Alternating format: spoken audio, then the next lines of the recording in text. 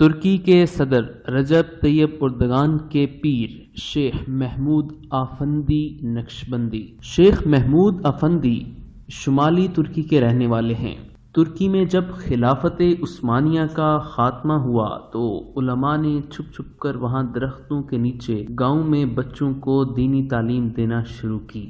جب وہاں فوج کے لوگ آتے تو فوراً بچے کھیتی باڑی میں مشغول ہو جاتے اور یوں محسوس ہوتا تھا کہ یہ بچے کوئی تعلیم حاصل نہیں کر رہے۔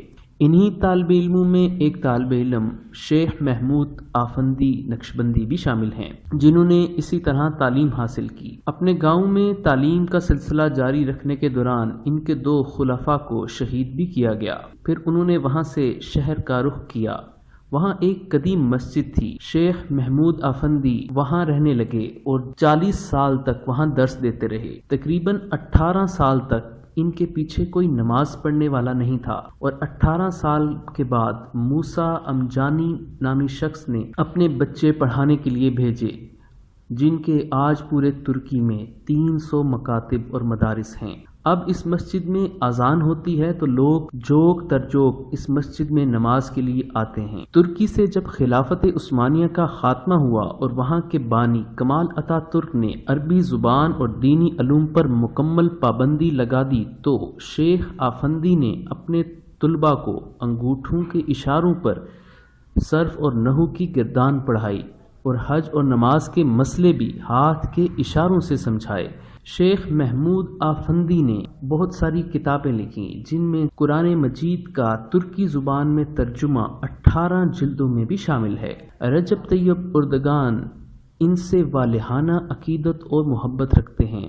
شیخ محمود آفندی کے محلے کے چشم دید گواہ عیسیٰ منصوری لکھتے ہیں کہ اس محلے میں داخل ہوتے ہی محسوس ہوتا ہے کہ گویا صدیوں پرانے دور کے خالص خانقاہی ماحول میں آ گئے ہیں۔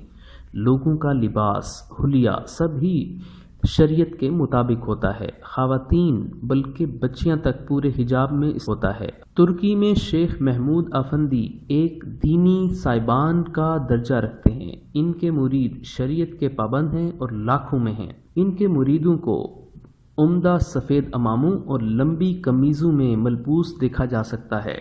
آج ترکی میں حضرت کا لقب انہی کے لیے معروف ہے۔ ہو ہی نہیں سکتا کہ آپ ترکی جائیں اور آپ کے کانوں میں حضرت کا نام نہ پڑے۔ فاتح مسجد کے آس پاس تو ان کے ہزاروں پیروکاروں کا جمگھٹا رہتا ہے۔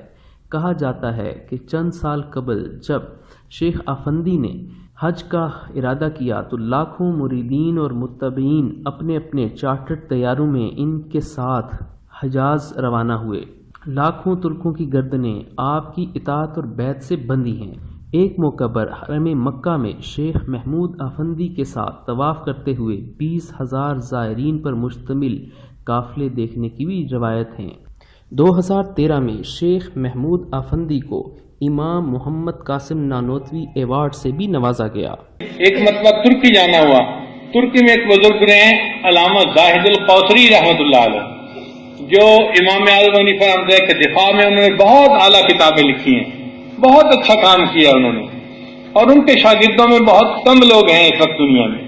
ایک آخری شاگرد ہیں ان کے جو ترکی میں موجود ہیں۔ ان کے بارے میں سنا تھا کہ وہ اب عام طور پر لوگوں کو حدیث کی اجازت زیادہ نہیں دیتے، بہت کم علماء کو دیتے ہیں۔ تو ہم نے مسجد میں جمعہ کی نماز پڑھی تو وہ بھی اس مسجد میں جمعہ کے لیے تشریف لائے، تو ان سے سلام کیا۔ سلام کے بعد میں نے عرض کیا کہ حضرت میں حدیث کی اجازت کی نیت سے یہاں آپ کی زیارت کے لیے حاضر ہوا ہوں۔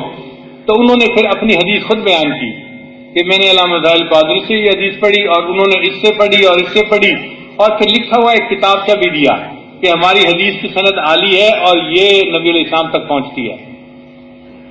تو الحمدللہ کہ وہ سند بھی اس وقت ایسی ہے کہ دنیا میں بہت کم لوگوں کے پاس ہے۔ وہاں کے ایک بزرگ عالم دین شیخ محمود آفندی مدظلہم، یہ وہاں کے بڑے عالم بھی ہیں اور بڑے درجے کے صاحب طریقت بزرگ ہیں۔